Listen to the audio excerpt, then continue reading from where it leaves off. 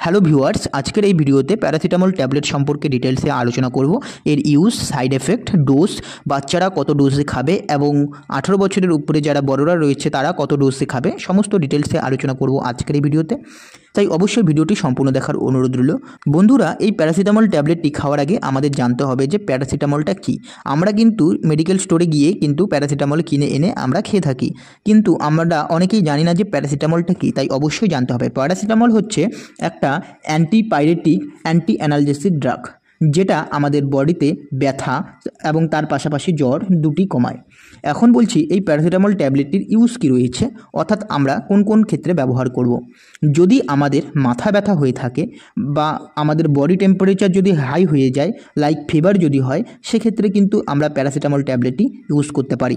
এর পাশাপাশি যদি আমাদের প্রচুর পরিমাণে দাঁত ব্যথা করে, সেক্ষেত্রেও ব্যবহার করতে পারি। যদি মেয়েদের পিরিয়ডের সময় যদি কোনো পেন হয়ে থাকে বা ফিভার হয়ে থাকে, ব্যাকেজ হয়ে থাকে এবং মাইল্ড অ্যারিথ্রেটিক্স হয়ে থাকে, অস্টিও অ্যারিথ্রেটিক্স হয়ে থাকে, সেক্ষেত্রেও কিন্তু ডক্টরবাবুরা এই প্যারাসিটামল ট্যাবলেটটি প্রেসক্রাইব করে থাকে।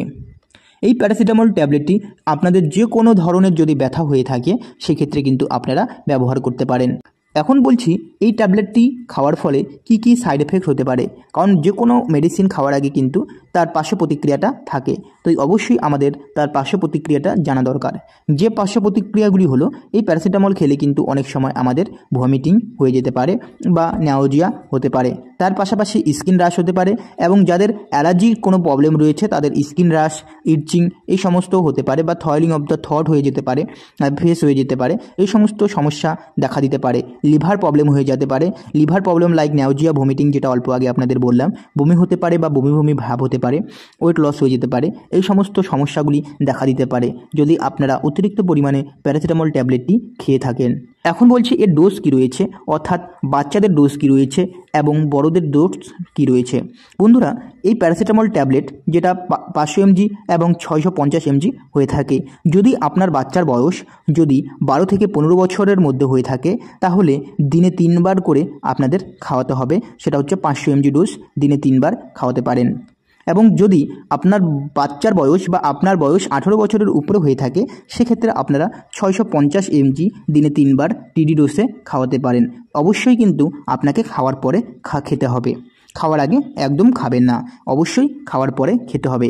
এবং আপনারা যদি ডক্টরের পরামর্শ অনুযায়ী খান তাহলে খুব ভালো হবে, কারণ ডক্টরের পরামর্শ ছাড়া কোনো ওষুধই খাওয়া উচিত নয়। কিন্তু আমরা কি করি, আমরা কিন্তু ডক্টরের পরামর্শ অনুযায়ী এই প্যারাসিটামল ট্যাবলেটটি আমরা কিন্তু খাই না।